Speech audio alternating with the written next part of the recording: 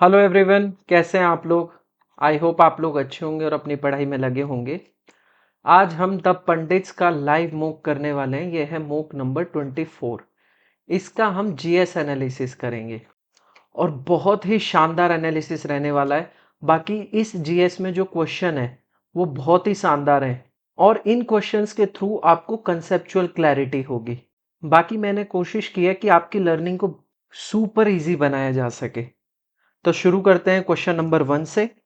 ये रहा question number 1। Which of the following goods needs further transformation in the economic process. निम्नलिखित में से किस वस्तु को आर्थिक प्रक्रिया में और अधिक परिवर्तन की आवश्यकता होती है। Consumer durable goods, finish goods, intermediate goods या कैपिटल गुड्स। शुरुआत करते हैं हम कंज्यूमर ड्यूरेबल गुड्स से, जिसे हिंदी में कहा जाता है उपभोक्ता टिकाऊ वस्तुएं। ये वो वस्तुएं होती हैं जिनकी कुछ ड्यूरेबिलिटी होती है। जैसे आपके घर में इलेक्ट्रॉनिक आइटम्स आता है, जैसे टीवी हो गया, फ्रिज हो गया, कार हो गई, वॉशिंग मशीन हो गई। इनकी एक वारंटी आती है या ये लॉन्ग टर्म के लिए इस्तेमाल में किए जाते हैं। तो इन आइटम्स को बोला जाता है ड्यूरेबल गुड्स या कंज्यूमर ड्यूरेबल गुड्स। बात करें हम फिनिश गुड, हिंदी में बोला जाता है तैयार माल। ये ऑलरेडी फिनिश्ड है। एग्जाम्पल के तौर पर आपके घर में आने वाला बिस्किट का पैकेट, ये ऑलरेडी फिनिश गुड है ना। या ऐसा थोड़ी होता है कि घर पे लाकर आप इसे बेक करते हो फिर इसमें और एडिटिव्स डालते हो, ऐसा कुछ नहीं होता है। ये होते हैं फिनिश गुड्स जो ऑलरेडी तैयार हो चुके हैं। तो ये दोनों ऑप्शन नहीं हो सकते। कैपिटल गुड्स, कैपिटल गुड्स वो होते हैं जिनके थ्रू रॉ मटेरियल जाता है और इनके द्वारा प्रोसेसिंग होकर किस में कन्वर्ट हो जाता है, वो कन्वर्ट हो जाता है फिनिश गुड में। ये गुड्स कौन कौन से हो सकते हैं, जैसे मशीनरीज होती हैं, मशीन्स होती हैं, इक्विपमेंट्स होते हैं। फॉर एग्जाम्पल, आपने एक मशीन है, उसके अंदर इधर से आलू डाला और इधर से चिप्स निकाल लिए। सोना नहीं, चिप्स। तो ये आलू क्या है, आलू यहां है रॉ मटेरियल, और चिप्स क्या है, चिप्स है फिनिश गुड। और ये मशीन क्या है, ये मशीन है कैपिटल गुड। तो पूंजीगत सामान ये भी ऑप्शन नहीं हो सकता। इसमें थोड़ी ना कोई फर्दर ट्रांसफॉर्मेशन होती है। फर्दर ट्रांसफॉर्मेशन होती है इंटरमीडिएट गुड्स, जिन्हें हिंदी में बोला जाता है मध्यवर्ती सामान। ये मध्यवर्ती सामान क्या होता है, मध्यवर्ती सामान ये होता है जैसे कि फील्ड में किसान ने रॉ वीट उगाया, यानी गेहूं क्या है, गेहूं हो गया रॉ मटेरियल। अब इसको प्रोसेस किया गया, यानी चक्की पर गया और इसका बना लिया आटा। अब ये जो आटा है ये है इंटरमीडिएट गुड। अब आप इस आटे से चाहे आप ब्रेड बनाइए, बिस्किट बनाइए या फिर किसी और इस्तेमाल में लीजिए। तो यहां पर आटा क्या है, यहां पर आटा हो जाएगा इंटरमीडिएट गुड, यानी जिसे अभी फर्दर ट्रांसफॉर्मेशन की जरूरत है। तो इसका आंसर है option number C, intermediate goods. वो गुड्स जिनको फर्दर ट्रांसफॉर्मेशन की जरूरत होती है उन्हें कहा जाता है इंटरमीडिएट गुड्स। तो बढ़ते हैं नेक्स्ट क्वेश्चन की तरफ। अगला क्वेश्चन है question number 2। A celt is dash from the neolithic period. Celt नवपाषाण काल का डैश है, अ हाउस, अ टूल, अ टूम या फिर एन अर्न। यानी घर है, उपकरण है, मकबरा है या कलश है। तो इसका आंसर करने से पहले मैं आपको कुछ चीजों के बारे में बताता हूं। जैसे हमारे इतिहास को 3 भागों में डिवाइड किया हुआ है। एक है प्री हिस्टोरिक पीरियड, एक है प्रोटो हिस्टोरिक, और भूतकाल में जो सबसे नियरेस्ट है वो है हिस्टोरिक पीरियड। अब इन तीनों में अंतर क्या होता है, इन तीनों में अंतर का मेन कारण है एविडेंस। और वो एविडेंस कौन से, रिटन एविडेंस, यानी लेख या चित्र जो इतिहास से पाए गए। जैसे प्री हिस्टोरिक पीरियड, यहां पर कोई भी रिटन एविडेंस नहीं है। और ये पीरियड कब से कब तक चला, ये भारत में 1 लाख बीसी से लेकर 10,000 बीसी तक। अब ऐसा नहीं है कि बिल्कुल 10,000 बीसी आते प्रोटो हिस्टोरिक पीरियड शुरू हो गया, मतलब ट्रांजिशन शुरू हो जाता है। 1 लाख बीसी से 10,000 बीसी तक कोई भी रिटन एविडेंस नहीं पाए गए हैं। तो ये जो पीरियड है इसे कहा जाता है प्री हिस्टोरिक पीरियड। वहीं प्रोटो हिस्टोरिक पीरियड ट्रांजिशन है प्री हिस्टोरिक का और हिस्टोरिक पीरियड का। प्रोटो हिस्टोरिक में क्या है? प्रोटो हिस्टोरिक में एविडेंस तो है, रिटन एविडेंस है, पर उनको डेसिफर नहीं किया जा सका है। डेसिफर यानी उनको समझा नहीं जा सका है।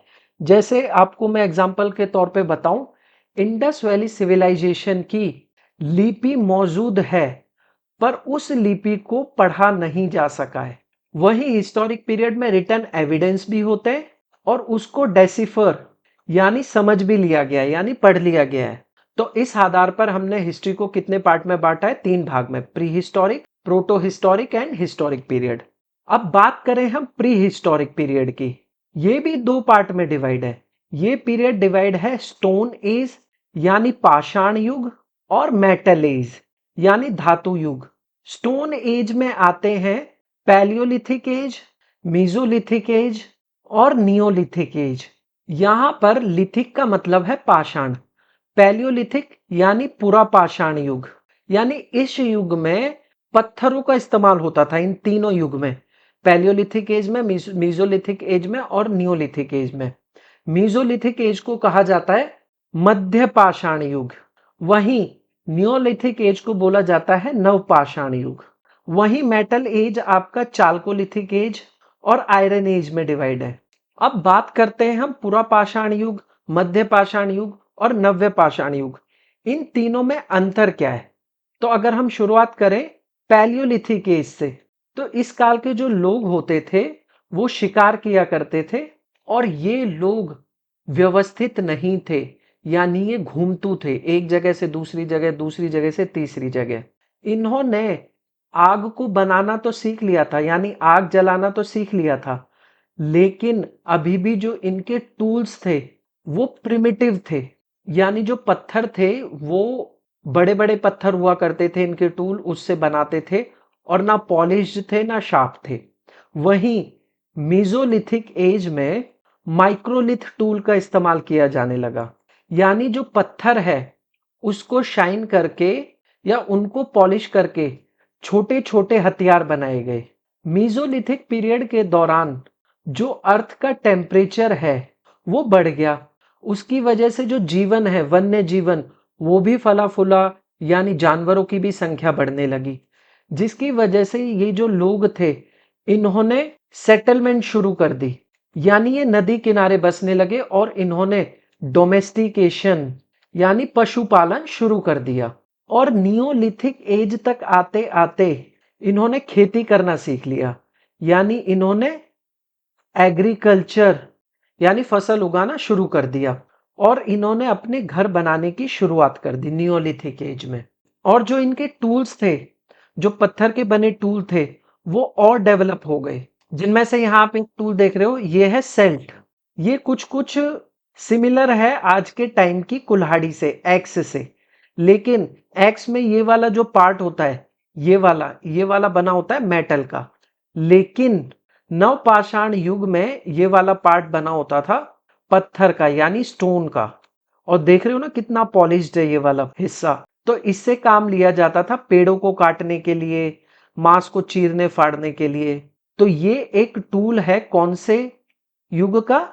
नियोलिथिक यानी नवपाषाण युग का। तो वापस आते हैं क्वेश्चन पर। तो यहां पूछा था सेल्ट क्या है नियोलिथिक पीरियड से, तो सेल्ट एक उपकरण है, तो इसका आंसर है ऑप्शन नंबर बी। तो बढ़ते हैं नेक्स्ट क्वेश्चन की तरफ। अगला क्वेश्चन है question number 3। The autobiography of Surendranath Banerjee is called. Surendranath Banerjee की आत्मकथा को क्या कहा जाता है? A hint for self culture, Hind Swaraj, young India या अ नेशन इन मेकिंग। तो जैसा आप सब जानते हो, हिंद स्वराज और यंग इंडिया ये दोनों जो बुक्स हैं, ये बुक्स हैं महात्मा गांधी जी की, तो ये ऑप्शन तो नहीं हो सकते। बाकी मैं आपको सुरेंद्रनाथ बैनर्जी के बारे में बताऊं तो इनको राष्ट्र गुरु के नाम से भी जाना जाता है, यानी teacher of the nation. Surendranath Banerjee ने आनंद मोहन बोस जी के साथ मिलकर, किनके साथ? आनंद मोहन बोस जी के साथ मिलकर एक संगठन बनाया, जिसका नाम क्या था? तो उसका नाम था इंडियन नेशनल एसोसिएशन। और इसका गठन कब किया गया था? तो इसका गठन किया गया था 1876, यानी इंडियन नेशनल कांग्रेस के बनने से 9 साल पहले। और वैसे मैं आपको बता दूं, सुरेंद्र नाथ बनर्जी का इन्वॉल्वमेंट इंडियन नेशनल कांग्रेस को बनाने में भी था। और इनकी जो ऑटोबायोग्राफी है उसका नाम है अ नेशन इन मेकिंग। तो इसका आंसर है ऑप्शन नंबर डी। बाकी हिंट्स फॉर सेल्फ कल्चर, ये बुक लिखी थी या ये ऑटोबायोग्राफी थी लाला हरदयाल जी की। ये वही हैं जिन्होंने सोहन सिंह बाखना और भाई परमानंद, इन दोनों के साथ मिलकर कौन सी पार्टी बनाई थी? तो इन्होंने बनाई थी गदर पार्टी। और ये गदर पार्टी कहां बनाई गई थी? तो ये बनाई गई थी सैन फ्रांसिस्को में। और ये गदर पार्टी का गठन कब हुआ था? इसका आंसर आप मुझे कमेंट बॉक्स में करना। तो बढ़ते हैं नेक्स्ट क्वेश्चन की तरफ। अगला क्वेश्चन है question number 4। The first Wimbledon championship was held in. पहली विंबलडन चैंपियनशिप कहां आयोजित की गई थी? जैसा कि आप सब जानते हैं, टेनिस के 4 ग्रैंड स्लैम हैं। अब इन ग्रैंड स्लैम्स को मैं इनके इनॉग्रेशन के आधार पर अरेंज करता हूं। जैसे सबसे पहला ग्रैंड स्लैम है ऑस्ट्रेलियन ओपन। ऑस्ट्रेलियन ओपन के बाद खेला जाता है फ्रेंच ओपन, फिर होता है विंबलडन ओपन, और सबसे लास्ट में होता है यूएस ओपन। बाकी इन 2 ग्रैंड स्लैम की बात करूं, एक ऑस्ट्रेलियन ओपन और दूसरा यूएस ओपन, ये दोनों हार्ड कोर्ट पर खेला जाता है। और ये फ्रेंच ओपन, ये खेला जाता है क्ले कोर्ट पर। और विंबलडन खेला जाता है ग्रास कोर्ट पर। जो सबसे पुराना ग्रैंड स्लैम है वो है विंबलडन। और ये पहली बार कब खेला गया था? तो ये पहली बार खेला गया था 1877 में। तो इसका आंसर है ऑप्शन नंबर बी। बाकी यहां आप देख सकते हैं, ये जो कोर्ट है, यहां पर कैसा कोर्ट है? ये ग्रास कोर्ट है। और क्या हो रहा है? ये विंबलडन हो रहा है। तो बढ़ते हैं नेक्स्ट क्वेश्चन की तरफ। अगला क्वेश्चन है question number 5। Star twinkles but planet do not twinkle because. तारे टिमटिमाते हैं लेकिन ग्रह नहीं टिमटिमाते हैं क्योंकि they emit light of constant intensity. यहां पर दे से मतलब है प्लैनेट। दूसरा है their distance from the earth does not change with time, यानी पृथ्वी से उनकी दूरी समय के साथ नहीं बदलती है। तीसरा ऑप्शन है they are very far from the earth and resulting the intensity of light decreases. वे पृथ्वी से बहुत दूर हैं और परिणाम स्वरूप प्रकाश की तीव्रता कम हो जाती है। या option number D, they are nearer to the earth and hence we receive a great amount of light and therefore minor variation in intensity are not noticeable. तो इसमें से क्या आंसर है? उससे पहले मैं आपको तारे क्यों टिमटिमाते हैं वो आपको बता देता हूं। यहां पर आपको मैं एक फिगर दिखा रहा हूं। तो यहां आप देख सकते हैं, वैसे जो रियल पोजीशन है स्टार की वो है ये। जरा मैं कलर चेंज कर लेता हूं। ये असल में स्टार यहां पर है, लेकिन देखने वाले को ये स्टार यहां ना दिखकर यहां दिख रहा है। और इसी बार बार चेंज पोजीशन की वजह से तारा कैसा दिखता है? टिमटिमाता हुआ। ऐसा क्यों हो रहा है? ऐसा इसलिए हो रहा है कि क्योंकि आप जानते हैं कि पृथ्वी और स्टार के बीच जो दूरी है वो बहुत ज्यादा है। और किस में होती है जो डिस्टेंस? किस में नापते हैं? लाइट ईयर में। यानी जो ये तारे होते हैं ये पृथ्वी से कई लाइट ईयर दूर होते हैं। और जो ये तारे होते हैं, स्टार्स होते हैं, इनकी खुद की एनर्जी होती है, या कहूं मैं खुद की लाइट होती है। तो ये लाइट जब पृथ्वी की ओर आती है, तो जैसा कि आप जानते हैं ये अगर पृथ्वी है, पृथ्वी के चारों ओर एटमॉस्फेयर है। क्या है? एटमॉस्फेयर है पृथ्वी के चारों ओर। जब ये लाइट पृथ्वी के एटमॉस्फेयर में एंटर करती है तो यहां पर पार्टिकल्स हैं, टेम्परेचर है, जिसकी वजह से ये लाइट क्या होती है? एटमॉस्फेरिक डिस्टरबेंस की वजह से रिफ्रैक्ट कर जाती है। और इसमें रिफ्रैक्शन एक बार नहीं होता, इसमें रिफ्रैक्शन होता है मल्टीपल टाइम्स। कितनी बार होता है? कई बार रिफ्रैक्शन होता है। अब ये रिफ्रैक्शन होता क्या है? रिफ्रैक्शन असल में ये होता है कि ये लाइट है, ऐसे आ रही है, ये रेयर मीडियम है, ये डेंसर मीडियम है। तो इसको जाना चाहिए था सीधा, इसकी डायरेक्शन थी बिल्कुल सीधी। लेकिन ये अपनी पोजीशन से, ये डेंसर मीडियम में कोई पार्टिकल है या किसी की वजह से थोड़ा डिफ्लेक्ट कर जाती है, सीधे ना जाकर वो ऐसे चली जाती है। तो इसी को कहते हैं रिफ्रैक्शन। इसे क्या कहा जाता है? रिफ्रैक्शन। या हिंदी में कहें इसे तो अपवर्तन। इसी एटमॉस्फेरिक रिफ्रैक्शन या इसी वातावरण अपवर्तन की वजह से हमको स्टार टिमटिमाता हुआ नजर आता है? तो वापस आते हैं क्वेश्चन पे। यहां पर लिखा हुआ है कि ये जो प्लैनेट है very far away from the earth and resulting the intensity of light decreases. ये असल में स्टार की कंडीशन है, ना कि प्लैनेट की। ये नहीं हो सकता, ये भी नहीं है, ये भी नहीं है। इसका सही आंसर है ऑप्शन नंबर डी। क्या है कि ये जो प्लैनेट है वो अर्थ के बहुत पास है, और इनकी जो इंटेंसिटी होती है जो प्लैनेट की, वैसे तो आप जानते हो कि प्लैनेट की अपनी कोई लाइट नहीं है। प्लैनेट को जो लाइट मिलती है वो सूर्य से मिलती है, लेकिन ये अर्थ है, यहाँ पर प्लैनेट है, तो इसकी लाइट जो इंटेंसिटी है वो बहुत तेजी से अर्थ की तरफ जाती है, और इसमें रिफ्रैक्शन नहीं हो पाता है। और ये रिफ्रैक्शन क्यों नहीं हो पाता है? ये रिफ्रैक्शन इसलिए नहीं हो पाता है क्योंकि इंटेंसिटी जो होती है लाइट की वो कम नहीं पड़ती है, जिसकी वजह से हमको कभी भी प्लैनेट टिमटिमाते हुए नजर नहीं आते। तो इसका आंसर है ऑप्शन नंबर डी। बढ़ते हैं नेक्स्ट क्वेश्चन की तरफ। अगला क्वेश्चन है क्वेश्चन नंबर 6।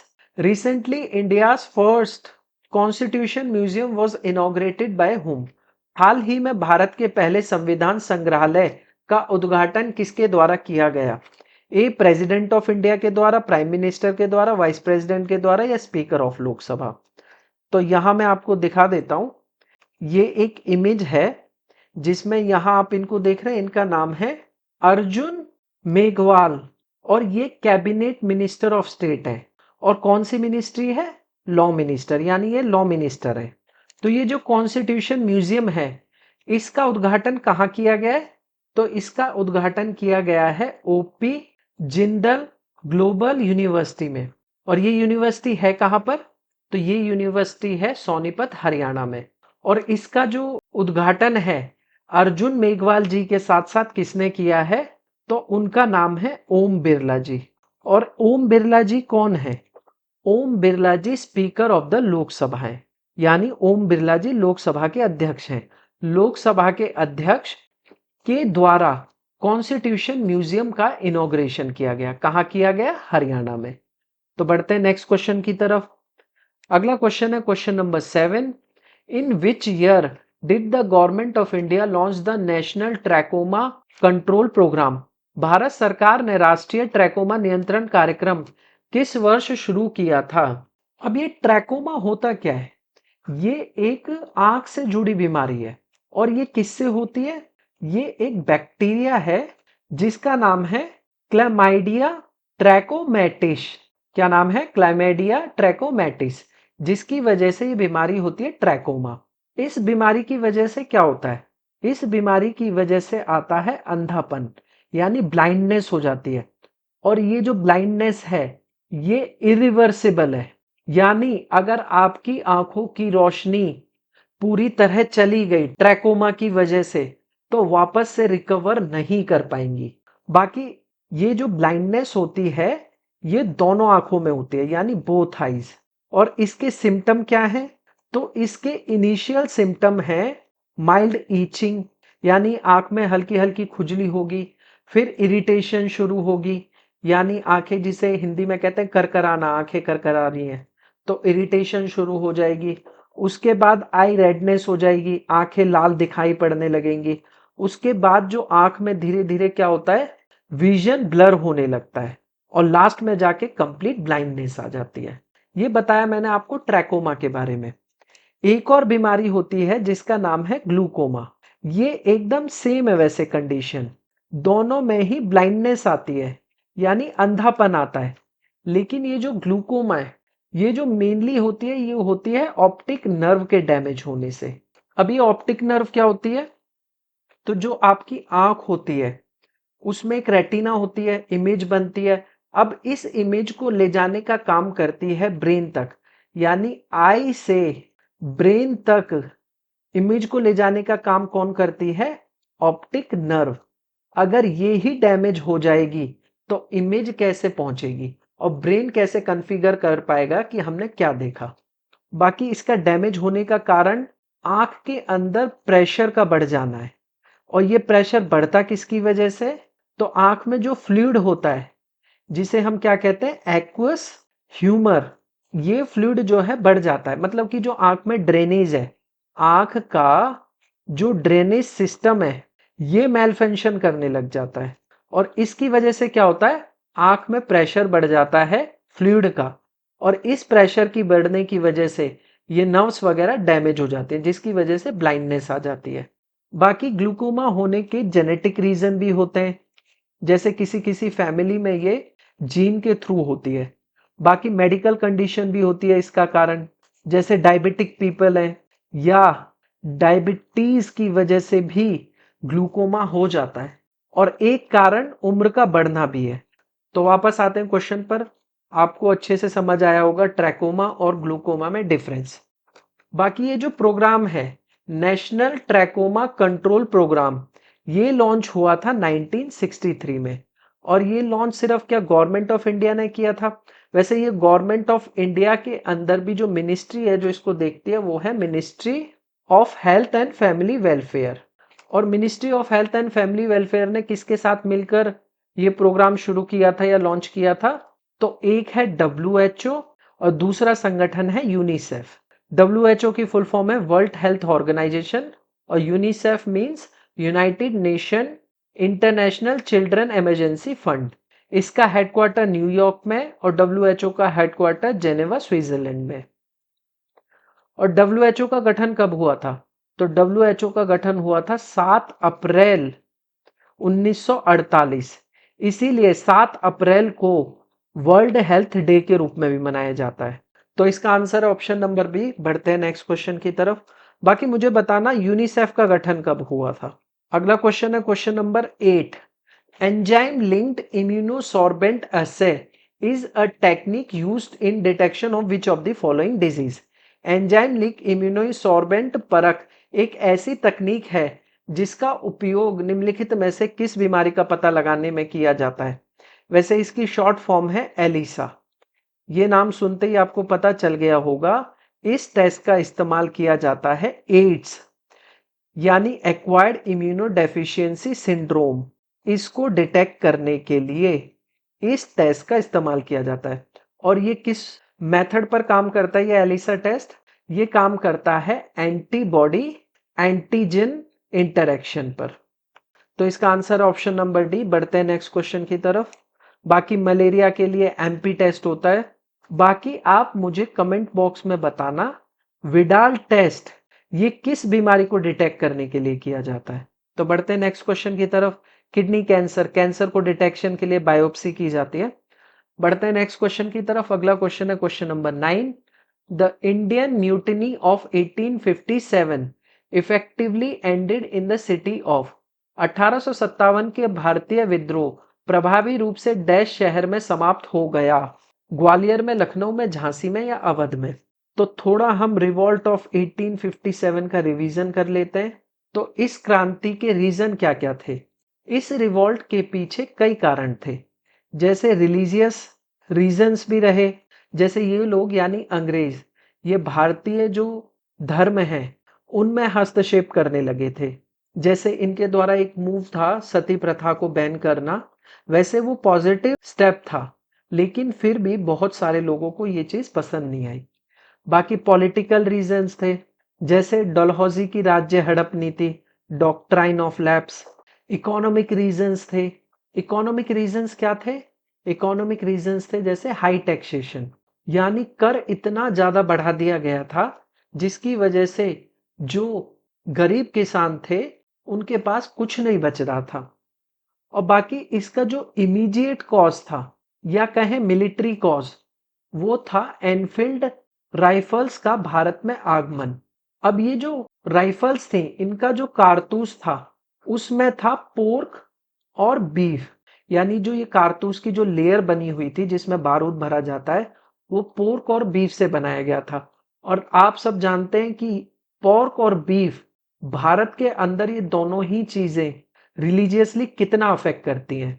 इसी रीजन की वजह से मंगल पांडे ने इस कारतूस का इस्तेमाल करने से मना कर दिया, जिसकी वजह से मंगल पांडे को अरेस्ट करने का आदेश दिया गया, जिसके चलते मंगल पांडे ने किसको मार दिया, मंगल पांडे ने मार दिया बाघ और ह्यूशन को। इनको मारने के बाद मंगल पांडे को फांसी की सजा दे दी गई। जिसकी वजह से ये क्रांति की आग और भड़क गई। इन कारतूसों का जोरों शोरों से विरोध होने लगा। मेरठ की एक छावनी में एक पूरी कंपनी ने इस कारतूस को इस्तेमाल करने से मना कर दिया, जिस वजह से अंग्रेजों ने उनका कोर्ट मार्शल कर दिया और उन्हें जेल में भर दिया। जिसका ये परिणाम निकला कि मेरठ की जो सेना थी, जो इंडियन पीपल थे आर्मी के अंदर, उन्होंने विद्रोह कर दिया। और ये विद्रोह कब शुरू हुआ? 10 मई 1857 को। और वो कहां पहुंचे? वो आ पहुंचे दिल्ली। और दिल्ली में इस विद्रोह की अगुवाई कर रहा था बख्त खान। और किसके नेतृत्व में? बहादुर शाह जफर के नेतृत्व में। बाकी 1857 की क्रांति के दो सिंबल थे, एक रोटी, दूसरा कमल या लोटस। जैसे दिल्ली में भक्त खान अगुवाई कर रहा था, वैसे ही कानपुर में तात्या टोपे और नाना साहिब इस विद्रोह को लीड कर रहे थे। लखनऊ में बेगम हजरत महल इस विद्रोह को लीड कर रही थी। झांसी में रानी लक्ष्मीबाई, बिहार में इसको लीड कर रहे थे कुंवर सिंह, बरेली में लीड कर रहे थे खान बहादुर खान। और वहीं फैजाबाद, वहां कौन लीड कर रहे थे? वहां लीड कर रहे थे मौलवी अहमदुल्ला। बाकी दिल्ली को विद्रोह को दबाने का काम किसने किया? तो दिल्ली को विद्रोह को दबाने में जो सेना की अगुवाई कर रहा था निकलसन, इसने विद्रोह को रोका। वहीं कानपुर और लखनऊ का विद्रोह रोकने में जो भूमिका निभाई वो था कैम्पबेल। वहीं झांसी का विद्रोह रोका था ह्यू रोज ने। बाकी रानी लक्ष्मीबाई झांसी से ग्वालियर आ गई और ग्वालियर में सिंधियाज से सपोर्ट मांगी। बाकी इन सिंधियाज ने रानी लक्ष्मीबाई को सामने से दिखाया कि हम सपोर्ट कर रहे हैं, लेकिन इन्होंने रानी लक्ष्मीबाई को क्या कर दिया? धोखा दे दिया, यानी बिट्रे किया रानी लक्ष्मीबाई को, जिसकी वजह से रानी लक्ष्मीबाई की मृत्यु 1858 में ग्वालियर में हुई। और रानी लक्ष्मीबाई की मृत्यु के बाद ही लगभग 1857 की क्रांति समाप्त हो गई। तो इसका आंसर है option number A. Effectively and कौन से शहर में हुई थी 1857 की क्रांति? ग्वालियर में। तो बढ़ते हैं नेक्स्ट क्वेश्चन की तरफ। अगला क्वेश्चन है question number 10। Which of the following monetary policy tool is use to calculate money multiplier? निम्नलिखित में से कौन सा मौद्रिक नीति उपकरण है धन गुणक की गणना करने के लिए उपयोग किया जाता है? Cash reserve ratio, repo rate, reverse repo rate या बैंक रेट? हिंदी में कहें तो नगद आरक्षित अनुपात, repo rate, reverse repo rate या बैंक दर। तो सबसे पहले मैं आपको समझाता हूं ये मनी मल्टीप्लायर होता क्या है। तो यहां आपको मैं बताता हूं कि मान लो एक व्यक्ति है जिसके पास 1000 रुपए। अब वो इन 1000 रुपयों को लेकर कहां जाता है? बैंक के पास जाता है। और बैंक में क्या करता है? इन 1000 रुपए को डिपॉजिट करता है।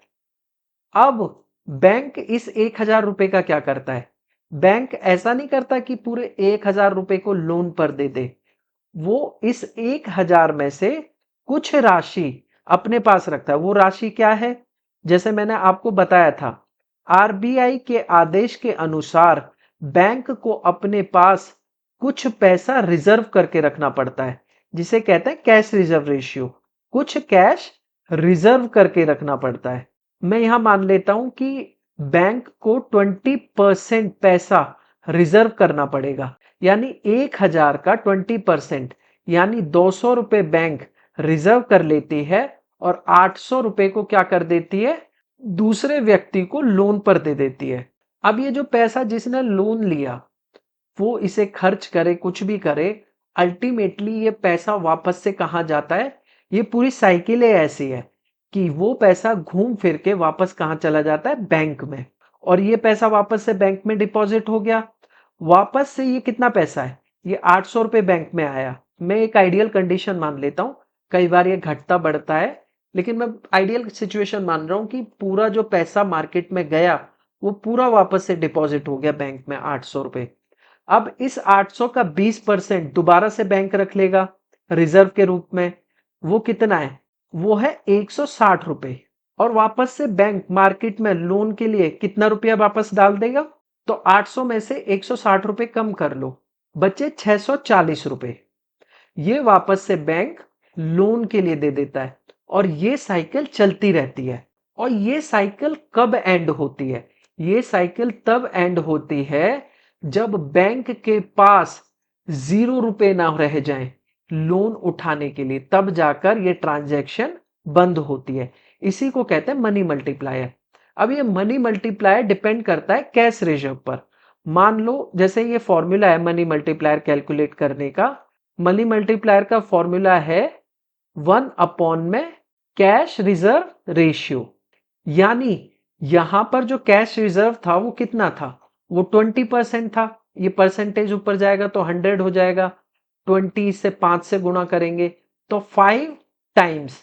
यानी जो बैंक में पैसा इंजेक्ट हुआ था वो था 1000 रुपए, लेकिन वो मल्टीप्लाई होकर कितना हो जाएगा? 1000 का 5 गुना, यानी 5000 रुपए। इतना पैसा अवेलेबल हो जाएगा। और वो किसकी वजह से? इस क्रेडिट क्रिएशन की वजह से। और ये क्रेडिट क्रिएशन कौन कर रहा है? ये क्रेडिट क्रिएशन कर रहा है बैंक। और किसकी हेल्प से? मनी मल्टीप्लायर की हेल्प से। तो वापस आते हैं क्वेश्चन पर। क्वेश्चन में पूछा था मनी मल्टीप्लायर कैलकुलेट करने के लिए किस पॉलिसी टूल का यूज किया जाता है? तो वो है cash reserve ratio. Repo rate क्या होता है? रेपो रेट वो दर होती है जिस पे आरबीआई बैंक को पैसा देता है शॉर्ट टर्म के लिए और अपने पास कुछ गिरवी रखता है कोलेटरल के साथ। वही बैंक रेट क्या होता है? बैंक रेट में आरबीआई पैसा तो देता है लेकिन लॉन्ग टर्म के लिए देता है कमर्शियल बैंक्स को। और ये कोलेटरल फ्री लोन होता है, यानी आरबीआई इसके लिए कुछ भी गिरवी नहीं रखता है। और रिवर्स रेपो रेट क्या होता है? रिवर्स रेपो रेट में आरबीआई बैंक से पैसा लेता है। तो आपको ये तीनों टर्म्स भी समझ आ गए होंगे। तो बढ़ते हैं नेक्स्ट क्वेश्चन की तरफ। इसका आंसर है ऑप्शन नंबर ए। अगला क्वेश्चन है क्वेश्चन नंबर 11।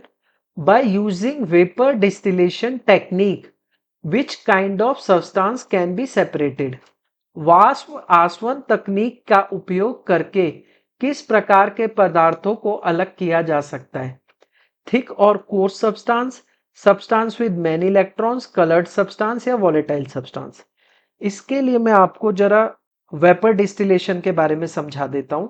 वैसे इस वेपर डिस्टिलेशन का इस्तेमाल कुछ ऑर्गेनिक कंपाउंड्स होते हैं उनको सेपरेट करने के लिए यूज किया जाता है, या फिर एसेंशियल ऑयल्स होते हैं उनको सेपरेट करने के लिए इस टेक्निक का इस्तेमाल किया जाता है। जैसे मैं आपको एग्जांपल के तौर पे बता दूं, ये रहा, ये प्रोसेस है पूरी स्टीम डिस्टिलेशन या वेपर डिस्टिलेशन की। इसमें हो क्या रहा है? यहां पर आप नीचे देख रहे हो, ये है पानी। मैं वो लगा देता हूं लेजर पॉइंटर। इस वाले बीकर में भरा हुआ है पानी।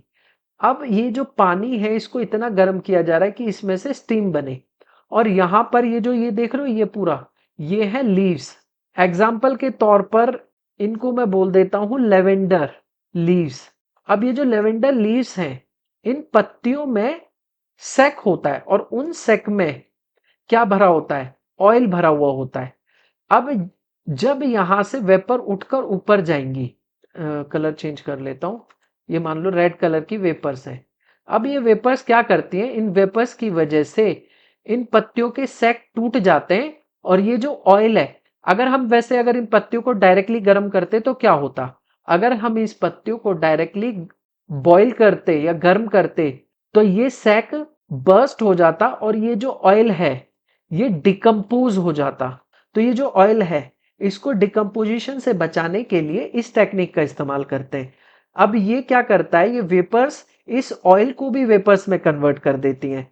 अब दो तरह की वेपर्स हैं, दोनों का कलर चेंज करके बता देता हूं। एक है वाटर वेपर्स, और वाटर वेपर्स के साथ साथ क्या मिक्स है? अब इसमें वाटर वेपर्स के साथ साथ इसमें मिक्स है ये ऑयल्स के वेपर्स। अब ये कहां? ये यहां, इसके थ्रू ये वेपर्स कहां जाते हैं? इधर आते हैं। अब यहां पर कूलिंग कॉइल लगी हुई है जिसका काम है इन वेपर्स को ठंडा करना। अब ये ठंडा होकर यहां पर आते हैं। और जैसा कि मैं आपको बता दूं, ये जो पानी है, वाटर है और ऑयल है, ये दोनों कैसे होते हैं? ये दोनों इमिसिबल होते हैं। इमिसिबल का मतलब होता है अघुलनशील, यानी पानी और ऑयल आपस में मिल नहीं सकते। अब क्या होता है कि पानी नीचे की तरफ सेटल हो जाता है और जो ऑयल है वो ऊपर की तरफ सेटल हो जाता है। अब ऊपर से ऐसे करके फनल से इसको बाहर निकाल लिया जाता है और पानी को अलग कर लिया जाता है। इस तरीके से एसेंशियल ऑयल को निकाला जाता है।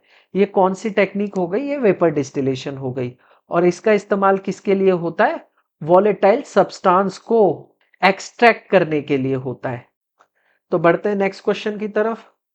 अगला क्वेश्चन है question number 12। The lining of the dash is covered with the outer part like a little finger called the villi. Dash की परत बाहरी भाग से ढकी होती है जैसे छोटी उंगली, जिसे विली कहा जाता है। पैंक्रियास, स्प्लीन, स्मॉल इंटेस्टाइन या लार्ज इंटेस्टाइन, अग्नाशय, तिल्ली, छोटी आंत या बड़ी आंत। तो सबसे पहले मैं आपको एलिमेंट्री कनाल सिस्टम के बारे में थोड़ा सा समझा देता हूं। तो जब आप भोजन खाते हैं, भोजन की वैसे पाचन की 5 प्रोसेस होती हैं। एलिमेंट्री कनाल सिस्टम में 5 प्रोसेस है। पहली है इंजेशन, दूसरी प्रोसेस है डाइजेशन, तीसरी है रीअब्जॉर्प्शन, चौथी है असिमिलेशन और इस प्रोसेस में लास्ट स्टेप है इजेशन। अब ये इंजेशन क्या होता है? इंजेशन होता है खाना खाना, यानी यहां हम खाना खाएंगे, यानी इनटेक ऑफ फूड को बोला जाता है इंजेशन। यहां पर सलाइवा है, सलाइवा में सलाइवरी अमाइलेज है, वो कार्बोहाइड्रेट को तोड़ने का काम करती है। आपने देखा होगा जब भी आप खाना चबाते हैं, कंटिन्यूअसली चबाते रहते हैं, तो वो खाना आपको, मान लो ब्रेड है, वो आपको मीठा लगने लगेगा। किस वजह से? क्योंकि कार्बोहाइड्रेट ग्लूकोज में टूट जाता है। अब वो यहां से ईसोफेगस से होता हुआ कहां आता है? स्टमक। स्टमक में क्या क्या है? स्टमक में है HCl, जिसका काम है बैक्टीरियाज को मारना। पेप्सिन, इस एंजाइम का काम है प्रोटीन सिंथेसिस। और ये जो एंजाइम है ये एसिडिक कंडीशन में ही काम करता है। और ये जो अम्लीय कंडीशन है ये कौन प्रोवाइड कराता है? HCl। और थर्ड है रेनिन। रेनिन एक मिल्क कर्डलिंग एंजाइम है। अब यहां से जो खाना है वो अब अधपचा खाना है। उस अधपचे खाने को क्या बोला जाता है? काइम। मान लो ये फूड है, अब ये काइम यहां से, यहां पर एक वेल्व होती है जिसे क्या कहा जाता है? उसे कहा जाता है पाइलोरस वेल्व। ये पाइलोरस वेल्व के जो स्पिंटर मसल हैं वो इस खाने को, इस काइम को कहां पहुंचाते हैं? स्मॉल इंटेस्टाइन की ड्यूडेनम में। कहा? ड्यूडेनम में। और यहीं पर जो बाइल डक्ट होता है वो बाइल जूस प्रोड्यूस करता है, जो इस खाने को कैसी कंडीशन प्रोवाइड कराता है? Basic condition. और पैनक्रियाज, यहां आप देख रहे हो ना, ये पैनक्रियाज, पैनक्रियाज पैनक्रिएटिक जूस, जिसे हिंदी में कहा जाता है अग्नाशय रस, ये प्रोड्यूस करता है कहां? स्मॉल इंटेस्टाइन में। इसमें कौन कौन से एंजाइम प्रोड्यूस होते हैं? एक होता है पैनक्रिएटिक अमाइलेज, दूसरा है पैनक्रिएटिक लाइपेज, तीसरा एंजाइम कौन सा है? ट्रिप्सिन। अब ट्रिप्सिन का काम क्या है? Protein synthesis. लाइपेज का काम क्या है? Fat synthesis. और पैनक्रिएटिक अमाइलेज का काम क्या है? Carbohydrate synthesis. अब यहां से ये खाना, ये जो इंटेस्टाइन है, इसमें ऐसी फिंगर लाइक प्रोजेक्शन होती है। कैसी? यहां आप देख रहे हो, ये फिंगर लाइक प्रोजेक्शन है। ये क्या कर रही है? ये सरफेस एरिया प्रोवाइड करा रही है। जब यहां पर फूड, डाइजेस्टेड फूड आएगा, अब क्या हो गया है? दूसरी प्रोसेस कंप्लीट हो गई है, डाइजेशन वाली। अब ये जो डाइजेस्टिव फूड है उसमें से जो न्यूट्रिएंट्स हैं उस विलाई के तहत, यानी विलाई के थ्रू कहां चले जाएंगे? ब्लड वेसल में। और ब्लड वेसल्स के थ्रू सेल्स में चला जाएगा। और बाकी जो वेस्ट है वो कहां चला जाता है? वो चला जाता है यहां पर। और यहां पर दो प्रोसेस होती है, एक तो रीअब्जॉर्प्शन होता है, एक रीअब्जॉर्प्शन होता है, और दूसरा असिमिलेशन। असिमिलेशन यानी ब्लड वेसल में जो न्यूट्रिएंट्स हैं उनका मिलना। और वो जो वेस्ट है वो फिर आता है यहां, लार्ज इंटेस्टाइन में। अब यहां पर जो पानी है उसको, एक्सेस वाटर को भी बॉडी के द्वारा सोख लिया जाता है, जिसे कहते हैं ऑस्मो रेगुलेशन। और वेस्ट यहां से होता हुआ, रेक्टम से होता हुआ एनएस से कहां? बाहर निकल जाता है। तो ये पूरा सिस्टम था एलिमेंट्री कनाल सिस्टम। तो ये आपको अच्छे से समझ आया होगा। तो ये जो विलाई है, फिंगर लाइक प्रोजेक्शन, कहां प्रेजेंट होती है? ये प्रेजेंट होती है स्मॉल इंटेस्टाइन की इनर लाइनिंग में। तो इसका आंसर है ऑप्शन नंबर सी। बढ़ते हैं नेक्स्ट क्वेश्चन की तरफ। और ये होती किस लिए? ताकि ये सरफेस एरिया प्रोवाइड कर पाए, ताकि फूड का अच्छे से एब्जॉर्प्शन हो पाए। तो बढ़ते हैं नेक्स्ट क्वेश्चन की तरफ। अगला क्वेश्चन है question number 13, match the following. Easy है, कई बार एक अटेम्प्ट करने पर भी इसका आंसर मिलता है। तो यहाँ एशियन गेम्स है 19, 20, 21, 22 और कहाँ कहाँ हुए हैं उसकी लोकेशन बतानी है। तो ये करंट अफेयर का सवाल है। बाकी आपको कुछ नहीं पता तो एक एशियन गेम के बारे में तो पता ही होगा। 19th एशियन गेम्स जो हुए थे 2022 में, और कहाँ हुए थे? हंगजो। और ये हंगजो है कहाँ? तो ये हंगजो है चाइना। चाइना के हंगजो में 19th एशियन गेम हुए थे। तो 19th एशियन गेम कहाँ? चाइना में। तो ए किससे कनेक्ट होगा? ए कनेक्ट होगा 3 से। ए3 एक के मिलने से ही हमको आंसर मिल गया। तो ये ब्यूटी है मैच द फॉलोइंग की। आपको कई बार मोस्टली ऐसा होता है कि एक पता है तो भी आपको आंसर मिल जाता है। आपको एलिमिनेट करना आना चाहिए। बाकी मैं आपको बाकी एशियन गेम्स के बारे में भी बता देता हूँ। 20th एशियन गेम होने वाले हैं एची नगोया में। और ये एची नगोया कहाँ पर है? तो ये है जापान में। और ये 20 वाले कब होंगे? तो ये होंगे 2026 में, यानी 2022 के बाद 4 साल बाद 2026 में। फिर 21 वाले होंगे 2030 में। और ये कहाँ होंगे? कतर के दोहा में। कहाँ? दोहा, कतर में। कतर की कैपिटल है दोहा। और 22वें एशियन गेम कहाँ होने वाले हैं? तो 22वें एशियन गेम होंगे 2034 में सऊदी अरेबिया में। तो इसका आंसर है ऑप्शन नंबर ए। बढ़ते हैं नेक्स्ट क्वेश्चन की तरफ। अगला क्वेश्चन है question number 14, which state recently became the first state to start the gross environmental product index in India? आपने जीडीपी, ग्रॉस डोमेस्टिक प्रोडक्ट के बारे में तो जरूर सुना होगा, और इसके रिलेटेड इंडेक्स जारी करता है कौन सा संस्थान? ये आप मुझे कमेंट बॉक्स में बताना। बाकी मैं आपको बता दूं, एक और इंडेक्स इंट्रोड्यूस की गई है जिसे बोला जाता है ग्रॉस एनवायरमेंटल प्रोडक्ट इंडेक्स, या इसे कहें जीईपी। और ये किसने किया है? तो ये किया है उत्तराखंड राज्य ने। और इसको इंट्रोड्यूस करने के पीछे कारण क्या है? तो इसके पीछे का रीजन है इवेल्युएट करना। क्या इवेल्युएट करना है? इकोलॉजी को इवेल्युएट करना है कि इकोलॉजी पर ह्यूमन इंटरवेंशन का कितना प्रभाव पड़ता है। तो इसका आंसर है ऑप्शन नंबर बी, उत्तराखंड। तो ये जो जीईपी इंडेक्स है किसने लॉन्च की है? उत्तराखंड ने। और ये पहला राज्य बना है ऐसा करने वाला। तो बढ़ते हैं नेक्स्ट क्वेश्चन की तरफ। अगला क्वेश्चन है question number 15, Raja Parba also known as Mithun Sankranti is a dash day long festival of women celebrated in Odisha, India. रज पर्व, जिसे मिथुन संक्रांति के नाम से भी जाना जाता है, भारत के ओडिशा में मनाया जाने वाला महिलाओं का डैश दिन लंबा त्योहार है। जैसा आप जानते हैं कि रज धर्म या मासिक धर्म जिसे कहते हैं मेंस्ट्रुअल साइकिल, उस नाम पर रखा गया है इस त्योहार का नाम जिसे कहते हैं रज पर्व। ये राज पर्व नहीं है, रज पर्व है। इस त्योहार में होता क्या है? इस त्योहार का ऐसा मानना है कि जो पृथ्वी है यानी अर्थ, उसकी मेंस्ट्रुअल साइकिल चलती है। और ये जो मेंस्ट्रुअल साइकिल है इसका टाइम पीरियड होता है 3 डेज। इस दौरान पृथ्वी अपने आप को मॉनसून में होने वाली बेहतर फसल के लिए तैयार करती है। तो ये फेस्टिवल किसको सेलिब्रेट करते हैं? अर्थ की मेंस्ट्रुअल साइकिल, जिसका टाइम पीरियड क्या है? 3 डेज। इस त्योहार के दौरान जो ओडिशा की महिलाएं वो कोई भी काम नहीं करती हैं और इसको बहुत अच्छे से सेलिब्रेट किया जाता है। तो जैसा बहुत सारे गवार जो फिलोसोफर हुए, जो वेस्टर्न कल्चर को फॉलो करते हैं, जो हमारी संस्कृति को ये कहते हैं कि हमारे यहाँ मेंस्ट्रुअल साइकिल और उससे जुड़ी कई बातें टैबू हैं, तो ऐसे त्योहार उनके इस मिथ का मुंहतोड़ जवाब देते हैं। आप देख सकते हो हमारी संस्कृति में अर्थ की मेंस्ट्रुअल साइकिल को भी सेलिब्रेट किया जाता है, और इस त्योहार के थ्रू, रज पर्व के थ्रू। तो भारतीय इतिहास या भारतीय संस्कृति में ये कभी एक टैबू या बिजार थिंग रही ही नहीं थी, और ऐसा इन त्योहारों से साक्ष्य मिलता है। तो वापस आते हैं वैसे क्वेश्चन पर। इसका आंसर है 3 डे लॉन्ग, यानी ये जो त्योहार कितने दिन चलता है? 3 दिन चलता है। यहाँ पर आप देख सकते हैं, यहाँ पर औरतें झूला झूलती हैं, एंजॉय करती हैं पूरा। और ये किस लिए होता है? ऐसा मानते हैं कि अर्थ अपने आप को प्रिपेयर कर रही है बेहतर फसल के लिए। अगला क्वेश्चन है question number 16। Where was the international Gita Mahotsav 2023 organise?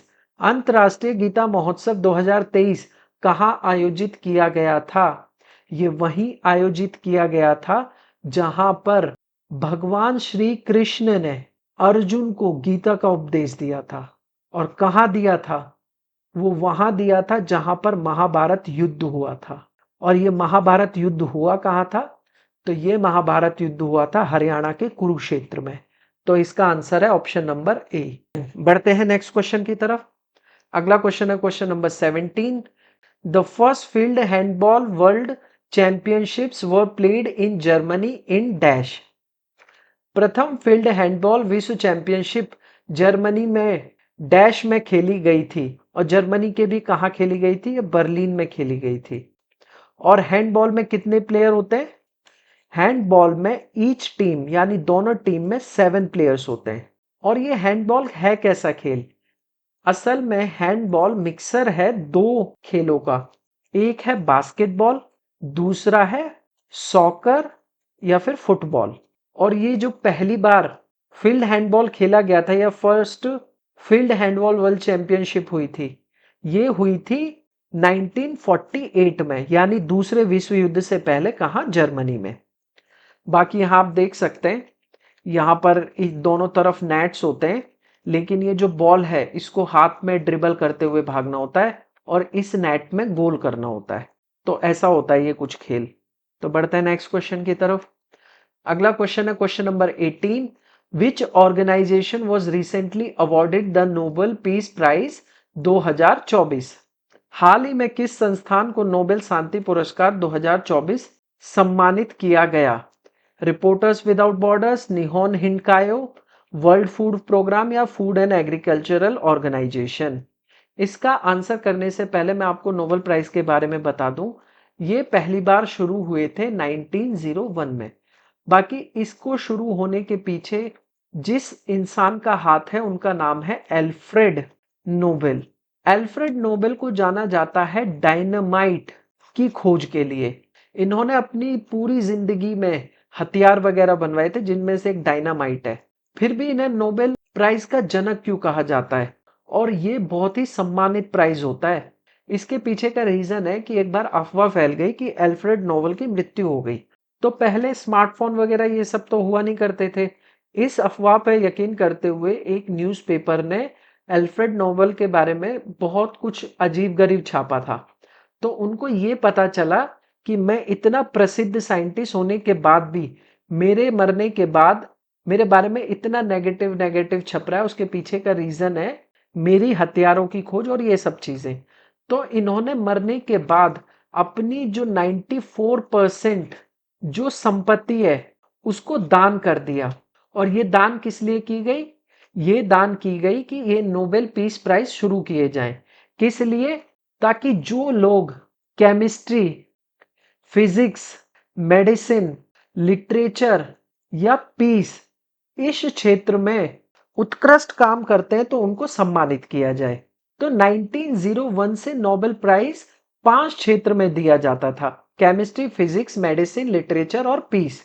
लेकिन 1969 में इकोनॉमिक्स यानी अर्थव्यवस्था या आर्थिक व्यवस्था के क्षेत्र में भी नोबेल प्राइज दिए जाने लगे। और इकोनॉमिक्स के क्षेत्र में नोबेल प्राइज की शुरुआत की थी स्वीडिश सेंट्रल बैंक ने। बाकी केमिस्ट्री, फिजिक्स, मेडिसिन और लिटरेचर के क्षेत्र में जो नोबेल प्राइज दिया जाता था उसे स्वीडन देता था। और ये जो साइंटिस्ट थे एल्फ्रेड नोबेल, ये एक स्वीडिश नेशनल थे। और ये जो प्राइज दिया जाता था ये दिया जाता था रॉयल स्वीडिश अकेडमी के द्वारा। वहीं ये जो पीस प्राइज है इसको एल्फ्रेड नोबेल चाहते थे कि इसको नॉर्वे कंट्री दे। तो ये जो पीस प्राइज दिया जाता है ये दिया जाता है नॉर्वेगियन नोबेल कमेटी द्वारा। तो इस बार जो 2024 के नोबेल प्राइज मिले हैं उनमें लिस्टेड हैं ये लोग। जैसे केमिस्ट्री के अंदर उत्कृष्ट काम करने के लिए डेविड बेकर, डेमिस हसाबिस और जॉन जंपर, इन तीनों को केमिस्ट्री के क्षेत्र में नोबेल प्राइज मिलता है। वहीं फिजिक्स के क्षेत्र में हॉपरफील्ड और हिंटन, जिनका पूरा नाम जॉन हॉपरफील्ड और जॉफरी हिंटन है, इनको फिजिक्स के क्षेत्र में मिला है। वहीं फिजियोलॉजी और मेडिसिन के क्षेत्र में विक्टर एम्ब्रोस और गैरी रुवकुन को नोबेल प्राइज मिला है। लिटरेचर के क्षेत्र में हांग कांग को नोबेल प्राइज मिला है और इकोनॉमिक्स के क्षेत्र में डैरेन साइमन जॉनसन और जेम्स रॉबिन्सन, इन तीन को नोबेल प्राइज मिला है। वैसे मैं आपको बता दूं, जो अल्फ्रेड नोबेल की फैमिली है वो आज भी इकोनॉमिक्स को नोबेल प्राइज की कैटेगरी में इंक्लूड नहीं करती है। बाकी पीस के क्षेत्र में जो नोबेल पुरस्कार मिला है वो मिला है निहोन हिंडान क्यो को, और ये मिला है इनके न्यूक्लियर टेस्ट या न्यूक्लियर अटैक के अगेंस्ट जो एफर्ट इन्होंने लगाए उसके लिए। तो बढ़ते हैं नेक्स्ट क्वेश्चन की तरफ। अगला क्वेश्चन है question number 19, the Lily Thomas versus Union of India judgement 2013 का ये जजमेंट है by the Supreme Court of India directly address the issue of disqualification of lawmakers upon conviction. What was the primary ruling of this judgment? Bharat के सर्वोच्च न्यायालय द्वारा lily Thomas बनाम भारत संघ 2013 के निर्णय में दोष सिद्धि के बाद सांसदों को अयोग्यता के मुद्दे को सीधे संबोधित किया गया था। इस निर्णय का मुख्य नियम क्या था?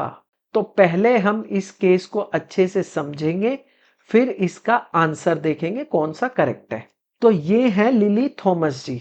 इनके द्वारा 2013 में यूनियन ऑफ इंडिया के खिलाफ सुप्रीम कोर्ट में केस डाला गया, और वो केस किसके अगेंस्ट था? वो था एक एक्ट जिसका नाम है रिप्रेजेंटेशन ऑफ पीपल एक्ट 1951, यानी RPA 1951 के एक सेक्शन 8 क्लॉज 4 के रिगार्डिंग। अब आरपीए एक्ट 1951 के सेक्शन 8(4) में लिखा क्या है? इस एक्ट के अकॉर्डिंग जो सांसद या विधायक होते हैं, यानी एमपी या जो एमएलए होते हैं, वो किसी कोर्ट द्वारा अगर कन्विक्ट कर लिए जाते हैं, फिर भी उसको सदन यानी इन एमपी या एमएलए को डिस्क्वालीफाई नहीं करता था। और जो ये कन्विक्टेड एमपी या एमएलए, इसको 3 महीने का टाइम और दिया जाता था। किस लिए? हायर कोर्ट में अपील करने के लिए। और जब तक इस अपील का फैसला नहीं आ जाता, तब तक इस एमपी या एमएलए को डिस्क्वालीफाई नहीं किया जाता था। अब इसके अगेंस्ट लिली थॉमस जी कहां पहुंच गई? कोर्ट में। अब कोर्ट का क्या आदेश आया? कोर्ट ने सीधे सीधे ये जो सेक्शन 8 का क्लॉज 4 है, इसको स्क्रैप कर दिया, यानी सेक्शन 8(4) को नल एंड वॉइड डिक्लेयर कर दिया, और ऑर्डर दिया कि जो भी एमपी या एमएलए कोर्ट के द्वारा कन्विक्ट किए गए हैं 2 साल या उससे अधिक की सजा के लिए, कितना? 2 साल या उससे अधिक की अगर उन्हें सजा हुई है, तो उन्हें सदन द्वारा तुरंत डिस्क्वालीफाई कर दिया जाएगा। तो ये था पूरा case lily Thomas versus Union of India. तो वापस आते हैं क्वेश्चन पर। तो यहां ये पूछा गया है कि जो जजमेंट की वो प्राइमरी रूलिंग क्या थी। ऑप्शन नंबर ए है, it upheld the provision allowing convicted law makers to continue in office until their appeals were exhausted. तो ये गलत है। ऑप्शन बी देखते हैं, it mandates the immediate disqualification of law makers upon conviction for 2 years और मोर in specific offences. इसमें निर्दिष्ट अपराधों में 2 वर्ष या उससे अधिक की सजा पाए किसी सांसद को तत्काल अयोग्य घोषित करने का प्रावधान किया गया। ये है स्टेटमेंट एकदम करेक्ट। बाकी ये 2 भी गलत हो जाती हैं, ऑफिस ऑफ प्रॉफिट और ये गाइडलाइंस वाली। तो इसका आंसर ऑप्शन नंबर बी। बढ़ते हैं नेक्स्ट क्वेश्चन की तरफ। अगला क्वेश्चन है question number 20, with reference to the aquaculture insurance scheme consider the following statement. तो ये स्कीम है, इसके रिगार्डिंग कुछ स्टेटमेंट हैं, बताना है कौन सी करेक्ट है। तो बाकी एक्वाकल्चर इंश्योरेंस स्कीम के बारे में बता दूं, तो ये इंट्रोड्यूस की गई थी प्रधानमंत्री मत्स्य किसान समृद्धि सह योजना के अंतर्गत, और ये जो प्रधानमंत्री मत्स्य किसान समृद्धि सह योजना है, ये सब स्कीम है, और ये सब स्कीम किसके अंडर है? प्रधानमंत्री मत्स्य संपदा योजना। और ये कब लॉन्च हुई थी? ये लॉन्च हुई थी 2020 में। और इसका मोटो या इसका ऑब्जेक्टिव क्या था? इसका ऑब्जेक्टिव था जो मछुआरे हैं उनकी इनकम को डबल करना, और ये जो इंडस्ट्री है, फिशिंग इंडस्ट्री है, इसको डेवलप करना। तो फर्स्ट स्टेटमेंट हो जाती है करेक्ट। ये किसके अंडर इंट्रोड्यूस की गई थी? प्रधानमंत्री मत्स्य किसान समृद्धि सह योजना के अंतर्गत। पहली स्टेटमेंट के करेक्ट होते ये वाला एलिमिनेट हो गया और ये वाला एलिमिनेट हो गया, क्योंकि यहां करेक्ट स्टेटमेंट पूछी है। तो सेकंड स्टेटमेंट पढ़ते हैं। It aims to mitigate risk and provide financial security to marginalized farmer engaged in aquaculture. इसका उद्देश्य जलीय कृषि में लगे होशिये पर रहने वाले किसानों को जोखिम को कम करना और उन्हें वित्तीय सुरक्षा प्रदान करना है। ये एकदम करेक्ट है, दोनों स्टेटमेंट करेक्ट हो जाती हैं। वैसे मैं आपको बता दूं, अगर आपको इसके बारे में नहीं भी पता होता तो एक्वाकल्चर रिलेटेड है मछली पालन से, और यहां जो ये स्कीम है ये भी मछली पालन से रिलेटेड है, तो कहीं ना कहीं प्रोबेबिलिटी बढ़ जाती है फर्स्ट स्टेटमेंट के करेक्ट होने की। और यहां पर सेकंड स्टेटमेंट आपको एक तो पॉजिटिव सेंस दे रही है, दूसरा ये एक नॉर्मल स्टेटमेंट है, यानी इसमें कोई भी एक्शन कीवर्ड का इस्तेमाल नहीं किया गया है। तो सेकंड स्टेटमेंट की करेक्ट होने की भी प्रोबेबिलिटी बढ़ जाती है, इसलिए ये दोनों स्टेटमेंट करेक्ट है और इसका आंसर डी सही है, बोथ फर्स्ट एंड सेकंड। बढ़ते हैं नेक्स्ट क्वेश्चन की तरफ। अगला क्वेश्चन है question number 20। Which of the following statement are true regarding article 131 of the Indian constitution? संविधान के अनुच्छेद 131 के संबंध में निम्नलिखित में से कौन से कथन सत्य हैं? वैसे मैंने आपको आर्टिकल 131 के रिगार्डिंग पिछली वीडियो में ही बता दिया था। आर्टिकल 131 में क्या है? आर्टिकल 131 में है original jurisdiction of supreme court. और किन मैटर्स में ओरिजिनल ज्यूरिडिक्शन है सुप्रीम कोर्ट का? Dispute between centre and state. तो एक एक करके अब स्टेटमेंट पढ़ते हैं और फिर देखते हैं कौन सी स्टेटमेंट करेक्ट है। तो फर्स्ट स्टेटमेंट है article 131 deal with the original jurisdiction of supreme court in dispute between central and state. अनुच्छेद 131 केंद्र और राज्यों के बीच विवादों में सर्वोच्च न्यायालय के आरंभिक अधिकार क्षेत्र से संबंधित है। एकदम करेक्ट स्टेटमेंट है। फर्स्ट के करेक्ट होते ही ये डी है, ये गलत हो जाती है। अब नेक्स्ट स्टेटमेंट पढ़ते हैं। अगली स्टेटमेंट है it applies to disputes involving question of law और fact on which the legal rights of the parties depend. यह कानून या तथ्य के ऐसे प्रश्नों से संबंधित विवादों पर लागू होता है जिन पर पक्षों के कानूनी अधिकार निर्भर करते हैं। यानी ऐसा नहीं है कि कोई भी अपना पॉलिटिकल मुद्दा लेकर कोई भी स्टेट या कोई भी पार्टी सीधे कोर्ट पहुंच जाए कि आर्टिकल 131 के तहत हमको न्याय दो, ऐसा नहीं हो सकता। वहां पर लॉ या तो कोई कानून टूट रहा है या किसी का कोई लीगल राइट है यानी कानूनी अधिकार है, उसका हनन हो रहा है, इसलिए जाया जाता है। और इस आर्टिकल के तहत अगर सेंटर या स्टेट, ये स्टेट एक या दो कुछ भी हो सकते हैं, या स्टेट के बीच जो भी विवाद होता है तो वो डायरेक्टली सुप्रीम कोर्ट जा सकते हैं बिना हाई कोर्ट या लोअर कोर्ट में जाए बिना। तो यहां पर सेकंड स्टेटमेंट एकदम करेक्ट है। सेकंड स्टेटमेंट के करेक्ट होते ही बी, ये वाला ऑप्शन भी क्या हो जाता है? गलत। अब थर्ड स्टेटमेंट हमको पढ़नी ही पड़ेगी। थर्ड स्टेटमेंट है it allows individual to file cases directly in the Supreme Court. ऐसा नहीं है। इंडिविजुअल्स, लोकल बॉडी, इनको ये पावर नहीं है कि वो डायरेक्टली सुप्रीम कोर्ट चले जाएं। तो थर्ड स्टेटमेंट हो गई गलत, और थर्ड स्टेटमेंट के होते ही ये ऑप्शन सी भी हो जाएगा गलत। तो इसका आंसर है option number A, only first and second. बढ़ते हैं नेक्स्ट क्वेश्चन की तरफ। ये भी स्टेटमेंट बेस्ड सवाल है। क्वेश्चन है क्वेश्चन नंबर 22 है consider the following statement about Ishwar Chandra Vidyasagar. ये ईश्वर चंद्र विद्यासागर कौन है? तो इनके बारे में हम स्टेटमेंट से ही जानते हैं। तो पहली स्टेटमेंट है he simplified and modernize the Bengal prose and work for the introduction of western style education in Bengal. उन्होंने बंगाली गद्य को सरल और आधुनिक बनाया और बंगाल में पश्चिमी शैली की शिक्षा शुरू करने का काम किया। ये एकदम करेक्ट है। उन्होंने वेस्टर्न एजुकेशन को बंगाल में इंट्रोड्यूस किया और बंगाल को मॉडर्नाइजेशन की तरफ ले गए और इन्होंने विमेन एजुकेशन की तरफ बहुत काम किए। बाकी सेकंड स्टेटमेंट पढ़ते हैं। He actively supported the practice of child marriage citing it as a cultural tradition. उन्होंने बाल विवाह की प्रथा का सक्रिय रूप से समर्थन किया और इसे एक सांस्कृतिक परंपरा बताया। ये सेकंड स्टेटमेंट एकदम गलत है। यहां आप देख रहे हो ऊपर एकदम आप बता रहे हो कि इन्होंने पश्चिमी शैली की शिक्षा का प्रचार प्रसार किया, बहुत ही ओपन माइंडेड थे। वहीं यहां पर एक संकीर्ण सोच वाली स्टेटमेंट दे रखी है, बहुत ही नेगेटिव इंपैक्ट डाल रही है इनकी इमेज पर, इसलिए ये वाली स्टेटमेंट हो जाती है गलत। अब सेकंड स्टेटमेंट गलत है, यहां पर देखते हैं तो सेकंड स्टेटमेंट गलत होते ही ये ऑप्शन नहीं हो सकता, बाकी ये हो सकते हैं। और फर्स्ट करेक्ट था तो ये वाला ऑप्शन नहीं हो सकता। या तो अब थर्ड हमको चेक करना पड़ेगा वैसे, या तो ये सही होगा या ये। तीसरी स्टेटमेंट है he played a major role in the passage of the Hindu widow remarriage act 1856।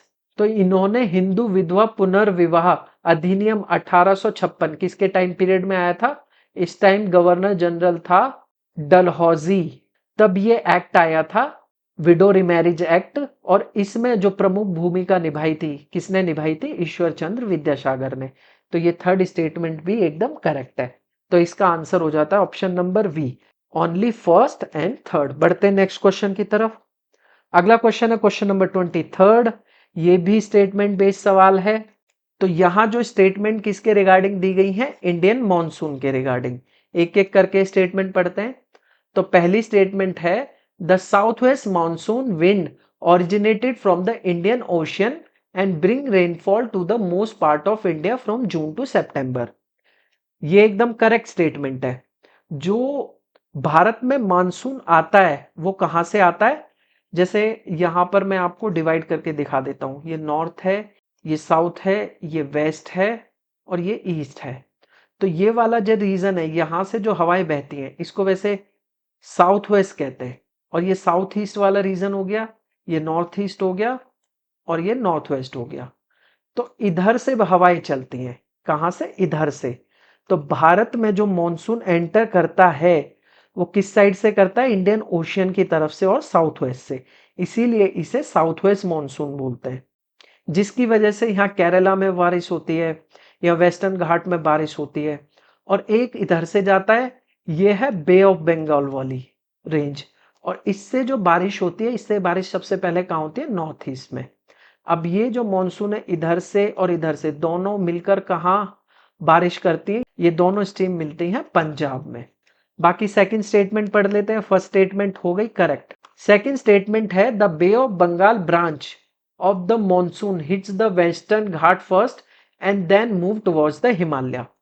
Monsoon की बंगाल की खाड़ी शाखा पहले पश्चिमी घाट से टकराती है और फिर हिमालय की ओर बढ़ती है। तो यहां पर ये देखिए, ये है बे ऑफ बंगाल वाली ब्रांच। अब जो स्टेटमेंट कह रही है वो क्या कह रही है? कलर चेंज करता हूं।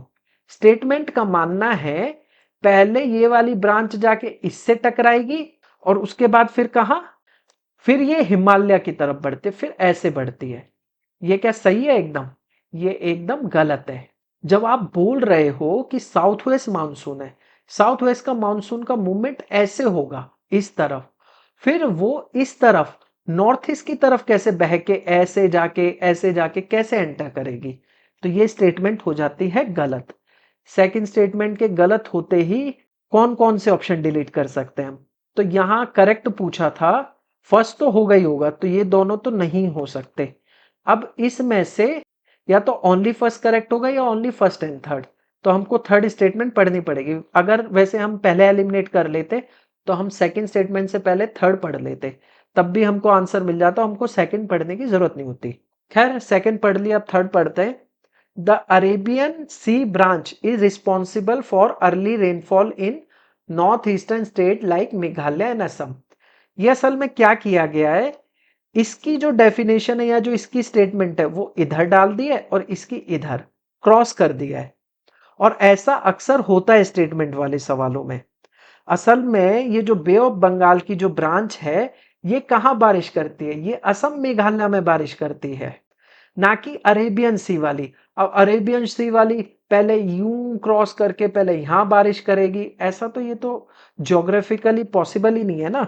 इससे पहले तो ये यहाँ वेस्टर्न घाट में यहाँ या इन इन जगह बारिश कर देगी। तो इसलिए थर्ड स्टेटमेंट भी हो जाती है गलत। तो इसका आंसर है ओनली फर्स्ट। तो ए इसका आंसर हो जाएगा। बढ़ते हैं नेक्स्ट क्वेश्चन की तरफ।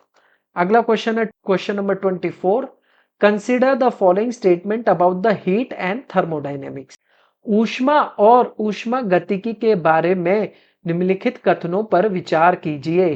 तो पहली स्टेटमेंट है heat is the form of energy that flows from a body at high temperature to a body at lower temperature. ऊष्मा ऊर्जा एक ऐसा रूप है जो उच्च तापमान वाले पिंड से निम्न तापमान वाले पिंड में प्रवाहित होती है। देखो इसका एकदम करेक्ट एग्जांपल मैं आपको दूं। आप जब भी कोई चीज गर्म करते हैं, मान लो एक तवा है, अब इस तवा का हैंडल मेटल का है, वैसे यहाँ पर एक लकड़ी की कवरिंग होती है, मैं कहता हूँ वो टूट गया। अब इस तवे को यहाँ पे बर्नर पे रखा है और ये तवा हो रहा है गर्म। अब ये जो हीट है यहां पर हुई, अब ये धीरे धीरे किधर ट्रांसफर होगी? इधर की तरफ। और यहां पर जो पहले ठंडा था, अब ये वाला जो हैंडल है वो भी गर्म फील होने लगेगा। वो किस लिए? क्योंकि जो हीट एनर्जी है उसका मूवमेंट हाई टेम्परेचर से लो टेम्परेचर की तरफ मूव होती है। जैसे डिफ्यूजन होता है, डिफ्यूजन में मैंने बताया था ना, हाई कंसंट्रेशन से लो कंसंट्रेशन की तरफ मूवमेंट होता है डिफ्यूजन का।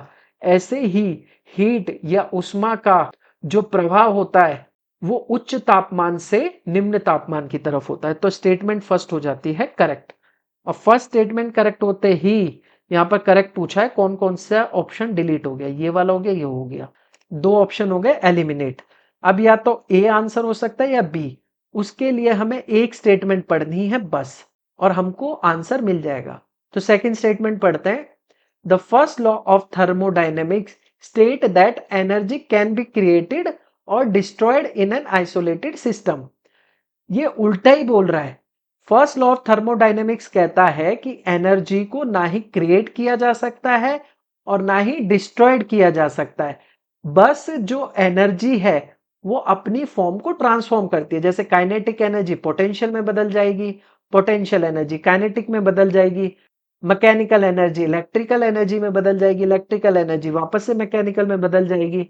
तो जो फॉर्म होती है एनर्जी की वो ट्रांसफर होती है या ट्रांसफॉर्म होती है, पर ना तो इसको क्रिएट किया जा सकता है ना ही इसको डिस्ट्रॉय किया जा सकता है। तो सेकंड स्टेटमेंट एकदम गलत है। इसके गलत होते ये वाला ऑप्शन गलत हो गया और हमको आंसर मिल गया ऑप्शन नंबर बी। ये एकदम करेक्ट स्टेटमेंट है। बाकी थर्ड स्टेटमेंट पढ़ लेते हैं। थर्ड स्टेटमेंट है latent heat is the heat energy absorbed और release during a phase change without a change in temperature. गुप्त ऊष्मा वह ऊष्मा ऊर्जा है जो तापमान में परिवर्तन के बिना किसी अवस्था परिवर्तन के दौरान अवशोषित या मुक्त होती है। इसका मैं आपको एक एग्जांपल देता हूं, फिर आपको एकदम अच्छे से समझ आएगा। यहां पर आप ये देख रहे हैं ना आइस। अब ये जो आइस क्यूब है ये कैसी अवस्था में, इसकी स्टेट कैसी है? तो ये है सॉलिड स्टेट में। तो क्या होता है जब कोई सब्सटेंस या तो हीट एनर्जी को अब्सॉर्ब करे या फिर रिलीज करे। अब यहां पर अगर इसको सॉलिड से लिक्विड में बदलना है यानी आइस से इसे पानी में बदलना है तो इसको हीट की जरूरत है। तो ये हीट एनर्जी को क्या करेगा? एब्सॉर्ब करेगा। लेकिन ये जो हीट एनर्जी इसने एब्सॉर्ब की है उसकी वजह से इसके तापमान पे कोई असर नहीं हुआ। यानी जब ये सॉलिड था तब भी इसका टेम्परेचर 0 डिग्री सेल्सियस था और हीट एनर्जी को एब्सॉर्ब करने के बाद इस पानी का टेम्परेचर भी 0 डिग्री सेल्सियस है। यानी तापमान में कोई चेंज हुआ क्या? नहीं। ऐसी ही हीट को कहा जाता है लेटेंट हीट या इसे हिंदी में कहते हैं गुप्त ऊष्मा। तो असल में गुप्त ऊष्मा वो ऊष्मा होती है जिससे कोई भी सब्सटेंस अपनी स्टेट को तो बदल देता है, यानी वो मेल्ट तो होगा, यानी पिघलेगा या बॉईल होगा या उबलेगा, लेकिन उसके टेम्परेचर पे कोई फर्क नहीं पड़ेगा। तो ऐसी ऊष्मा को क्या कहा जाता है? ऐसी ऊष्मा को कहा जाता है लेटेंट हीट। तो इसलिए ये जो थर्ड स्टेटमेंट है ये भी हो जाती है करेक्ट। इसका आंसर था ऑप्शन नंबर बी। बढ़ते हैं नेक्स्ट क्वेश्चन की तरफ, और ये आज के एनालिसिस का आखिरी क्वेश्चन है। Which of the following statement about chemical bonds are correct? रासायनिक बंधन के बारे में निम्नलिखित में से कौन से कथन सही है? इसका आंसर करने से पहले यहां मैं देख रहा हूं आयनिक बॉन्ड, कोवेलेंट बॉन्ड और मेटेलिक बॉन्ड, जिन्हें हिंदी में कहा जाता है आयनिक बंधन, सहसंयोजक बंधक और धात्विक बंधन, इनका अंतर बताना है। तो सबसे पहले हम इनके बारे में समझ लेते हैं, फिर इसका आंसर करते हैं। आयनिक बॉन्ड होता क्या है? तो इसका एग्जाम्पल के लिए मैं एक लेता हूं मेटल और दूसरा लेता हूं नॉन मेटल। अब मेटल कौन सा लेता हूं? मेटल में ले लेता हूं सोडियम।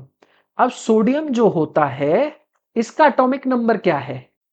तो सोडियम का एटॉमिक नंबर होता है 11। वहीं दूसरा जो मैं नॉन मेटल ले रहा हूं वो ले रहा हूं मैं क्लोरीन, और क्लोरीन का एटॉमिक नंबर कितना होता है? तो क्लोरीन का एटॉमिक नंबर होता है 17। अब यहां पर मैंने दोनों के एटम्स ले लिए। ये जो पहला शेल है, आप जानते हो पहले शेल में, के शेल में सिर्फ 2 इलेक्ट्रॉन आ सकते हैं, तो इसमें इसके 2 इलेक्ट्रॉन होंगे। और जो बाहरी शेल है इसमें होने चाहिए कितने? इसमें होंगे इसके 8 सेल, सॉरी 8 इलेक्ट्रॉन। 1 2 3 4 5 6 7 8, और इन दोनों को मिलाकर टोटल कितने नंबर ऑफ इलेक्ट्रॉन हो गए? टोटल मिला के हो गए ये 10। इसलिए इसमें एक और बाहरी सेल भी होता है जिसमें एक और इलेक्ट्रॉन प्रेजेंट होता है। यानी जो मेटल्स होते हैं ये इलेक्ट्रॉन रिच एलिमेंट्स होते हैं, और ये जो नॉन मेटल्स हैं ये क्या है? Electron deficient. अब ये इलेक्ट्रॉन डेफिशिएंट क्यों है ये भी बता देता हूं। ये क्लोरीन है, इसके अंदर वाले शेल में 2 इलेक्ट्रॉन हो गए, पूरा हो गया ये ऑक्टेट। अब ये जो दूसरा वाला ऑक्टेट है इसमें 8 आ गए, 1 2 3 4 5 6 7 8 इसमें आ गए, तो टोटल हो गए 10। और जो इसका सबसे बाहरी वाला शेल है इसमें होंगे 7, क्योंकि टोटल 17 इलेक्ट्रॉन है ना, तो इसमें होगा 1 2, जरा मैं कलर चेंज कर लेता हूं, तो लास्ट में हो गए 1 2 3 4 5 6 7। अब इसको अपना ऑक्टेट कंप्लीट करने के लिए चाहिए 1 इलेक्ट्रॉन, इसको 1 इलेक्ट्रॉन चाहिए, तो ये हो गया एक्सेप्टर, यानी इसको इलेक्ट्रॉन चाहिए। और इसके पास ऑलरेडी देखो क्या है, यहां पर इलेक्ट्रॉन गेन करना इजी है और यहां पर इलेक्ट्रॉन डोनेट करना इजी है, क्योंकि एक ही इलेक्ट्रॉन है ना। अब अगर इसको लेना पड़े तो इसको 7 इलेक्ट्रॉन लेने पड़ेंगे, मतलब वो ज्यादा मुश्किल टास्क है। तो इसके लिए इजी क्या है? इलेक्ट्रॉन दे देना। तो ये जो इलेक्ट्रॉन है ये इसको दे सकता है, इसीलिए इसे बोलते हैं डोनर। अब इस डोनेशन की वजह से सोडियम के ऊपर आ जाता है पॉजिटिव चार्ज, क्योंकि क्या करता है, अब ये इलेक्ट्रॉन किसे डोनेट कर देता है? इसको। ये वाला इलेक्ट्रॉन किसके पास आ गया? क्लोरीन के पास। यानी क्या हुआ? यहां पर हुआ ट्रांसफर ऑफ इलेक्ट्रॉन। यहां पर नॉन मेटल ने कुछ दिया क्या? नहीं, नॉन मेटल ने बस लिया। अब इस आदान प्रदान की वजह से यहां पे मेटल के पास कैसा चार्ज आया? पॉजिटिव। और वही नॉन मेटल यानी अधातु के पास कौन सा चार्ज आया? नेगेटिव, क्योंकि इन्होंने इलेक्ट्रॉन लिया है, और ये पॉजिटिव है क्योंकि इन्होंने दिया है। अब इस पॉजिटिव नेगेटिव की वजह से इन दोनों के बीच बॉन्ड बनता है, उसी को हम बोलते हैं आयनिक बॉन्ड। तो आपको आयनिक बॉन्ड अच्छे से समझ में आया होगा। अब ये तो पूरी चर्चा हो गई आयनिक बॉन्ड की। अब मैं आपको बताता हूं कोवेलेंट बॉन्ड कौन से होते हैं। कोवेलेंट बॉन्डिंग के लिए मैं एग्जांपल ले लेता हूं वाटर मॉलिक्यूल को। वाटर मॉलिक्यूल जिसका केमिकल नेम होता है H2O। तो ये जो कोवेलेंट बॉन्ड होता है ये बनता है नॉन मेटल अधातु और अधातुओं के बीच में। अब ये कैसे बनता है मैं आपको समझाता हूं। ऑक्सीजन, अब मैं बाहरी जो ऑक्टेट है सिर्फ उसकी बात करूंगा। ऑक्सीजन का एटॉमिक मास क्या होता है? सॉरी, ऑक्सीजन का एटॉमिक नंबर क्या होता है? ऑक्सीजन का एटॉमिक नंबर होता है 8। और हाइड्रोजन का एटॉमिक नंबर क्या होता है? हाइड्रोजन का एटॉमिक नंबर है 1। अब यहां पर ऑक्सीजन का जो बाहरी शेल है उसमें कितने वैलेंस इलेक्ट्रॉन होते हैं? तो उसमें होते हैं 6 इलेक्ट्रॉन, 1 2 3 4 5 6, क्योंकि 2 अंदर हो गए और 6 बाहर हो गए, यानी इसको 2 इलेक्ट्रॉन चाहिए। अब दूसरी ओर होता है हाइड्रोजन, और हाइड्रोजन के पास एक ही ऑक्टेट होता है और उसमें भी एक ही इलेक्ट्रॉन होता है, और इसको अपना ऑक्टेट कंप्लीट करने के लिए कितने इलेक्ट्रॉन चाहिए? 2 इलेक्ट्रॉन। ऐसे ये दूसरा हाइड्रोजन है, इसको भी अपना ऑक्टेट कंप्लीट करने के लिए कितने इलेक्ट्रॉन चाहिए? इसको भी एक इलेक्ट्रॉन चाहिए, क्योंकि सबसे अंदर वाला जो शेल होता है के, उसमें कितनी इलेक्ट्रॉन की रिक्वायरमेंट होती है ऑक्टेट को कंप्लीट करने के लिए? 2। एल को कितनी? 8। ऐसे ही एम को कितनी? 8। तो यहां इसको एक चाहिए, यहां इसको भी एक चाहिए, और इसको 2 चाहिए, यानी चाहिए सबको। डेफिशिएंसी सब में, ये इसको नहीं दे सकता, फिर इसके पास क्या रह जाएगा? ये इसको नहीं दे सकता, तो ये क्या करते हैं? शेयरिंग करते हैं। ये इस वाला इलेक्ट्रॉन इसको दे देता है, ये इसको दे देता है, तो इसके बीच शेयरिंग हो गई। अब इस इलेक्ट्रॉन और इस इलेक्ट्रॉन के बीच शेयरिंग हो गई।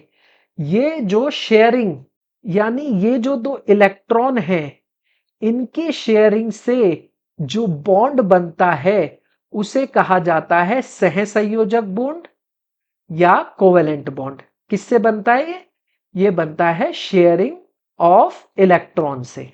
तो यहां आपको कोवेलेंट बॉन्ड अच्छे से समझ आ गया होगा। अब मैं आपको अच्छे से समझाता हूं मेटेलिक बॉन्ड। अब ये मेटेलिक बॉन्डिंग क्या होती है, इसको आप समझें। ये जो मेटेलिक बॉन्डिंग होती है, ये होती है मेटल्स के बीच में। अब जैसा कि आप जानते हो, मेटल्स के पास इलेक्ट्रॉन एक्स्ट्रा होता है। क्या होता है? मेटल्स के पास इलेक्ट्रॉन जो है ज्यादा मात्रा में होता है, ये रिच होते हैं। अब ये मैंने कुछ मेटल्स ले लिए। अब ये जो मेटल्स हैं, इनके पास एक एक्स्ट्रा, ये इलेक्ट्रॉन है, ये एक्स्ट्रा है। बाकी एक्स्ट्रा नहीं होता, ये रिच होता है। अब मेटल्स क्या होते हैं? इनका ऑक्टेट साइज बड़ा होता है। आप जैसे कि जानते हो, सेंटर में होता है न्यूक्लियस, न्यूक्लियस में होता है प्रोटॉन और पॉजिटिव चार्ज। अब जैसे जैसे शेल बढ़ता जाएगा, तो ये जो इलेक्ट्रॉन पे इसकी पावर है वो कम होती जाती है। तो वो जो बाहरी शेल में जो इलेक्ट्रॉन होता है, वो बहुत ही वीक फोर्स लगती है इसके द्वारा। तो एक तरीके से ये वाला जो इलेक्ट्रॉन होता है, ये हो जाता है डीलोकलाइज, यानी इसको कहा जाता है, ये वाला जो इलेक्ट्रॉन होता है इसे कहा जाता है फ्री इलेक्ट्रॉन। क्या कहा जाता है? Free electron. अब ये जो नेगेटिव चार्ज है, ये फ्री है। अब बाकी मेटल्स हैं, उन पे कैसा चार्ज है? इस पे पॉजिटिव चार्ज है, इस पे पॉजिटिव चार्ज है, इस पे भी, इस पे भी और इस पे भी। अब ये इलेक्ट्रॉन है, ये इसकी तरफ खींचेगा, अब ये इसकी तरफ भी खींचेगा, ऐसे इसका इलेक्ट्रॉन इसकी तरफ भी खींचेगा, इसकी तरफ भी खींचेगा। इस तरीके की जो फोर्स लगती है या इस तरीके की जो बॉन्डिंग होती है, इसी को कहते हैं मेटेलिक बॉन्ड। जो किसकी वजह से होती है? ये जो डीलोकलाइज फ्री इलेक्ट्रॉन है, इस इलेक्ट्रॉन की वजह से बाकियों के जो मेटल के पॉजिटिव चार्ज से ये इंटरेक्ट करके जो बॉन्ड बनाता है, उसे कहते हैं मेटेलिक बॉन्डिंग। तो वापस आते हैं स्टेटमेंट पे। अब बहुत इजी हो जाएगा इसका आंसर करना। तो पहली स्टेटमेंट है ionic bond are formed by the sharing. एकदम गलत। शेयरिंग से बनते हैं कोवेलेंट बॉन्ड, सह संयोजक बंधन, ना कि आयनिक बंधन। तो फर्स्ट स्टेटमेंट के गलत होते यहां करेक्ट पूछा है, तो ये वाला गलत हो गया और बाकी ज्यों का त्यों है। अब हम क्या करेंगे? सेकंड स्टेटमेंट पढ़ेंगे। सेकंड स्टेटमेंट है covalent bond involve mutual sharing of electrons between atom. एकदम करेक्ट है, शेयरिंग से ही कोवेलेंट बॉन्डिंग की फॉर्मेशन होती है, तो सेकंड स्टेटमेंट करेक्ट है। सेकंड के सही होते ही ये वाली स्टेटमेंट सही नहीं हो सकती। अब या तो ये दोनों होगा या ओनली टू होगा। थर्ड स्टेटमेंट पढ़ते हैं। Metallic bond are form due to the attraction between positive metal ions और डीलोकलाइज इलेक्ट्रॉन्स। जैसा कि मैंने आपको बताया है, धात्विक बंधन धनात्मक धातु आयनों और विस्थानीकृत इलेक्ट्रॉन के बीच आकर्षण के कारण बनते हैं। तो थर्ड स्टेटमेंट भी हो जाती है सही, और थर्ड स्टेटमेंट के सही होते ही हमको अपना आंसर मिलता है, वो है ऑप्शन नंबर डी, यानी ओनली सेकंड एंड थर्ड ये दोनों सही हैं। यहां पर होता है 25 क्वेश्चंस का एनालिसिस खत्म, और बहुत ही शानदार एनालिसिस था। नई नई कॉन्सेप्ट आपने सीखी होंगी, कुछ नई चीजें सीखी होंगी। इंटेलिजेंस कैसे यूज करते हैं वो भी आपने देखा होगा, कैसे हम ऑप्शंस के साथ खेल सकते हैं। तो ऐसे ही शानदार एनालिसिस के लिए इस सीरीज को आप फॉलो करते रहें। बाकी जिन्होंने मेरी वीडियो यहाँ तक देखी उनको दिल से धन्यवाद। Thank you for watching the video. अगर आप नए हैं तो प्लीज चैनल को सब्सक्राइब करें, और अगर आपको वीडियो पसंद आई है तो चैनल को लाइक करें और शेयर करें। बाकी मिलते हैं ऐसी ही शानदार वीडियो में। Till then keep learning, keep growing, bye bye.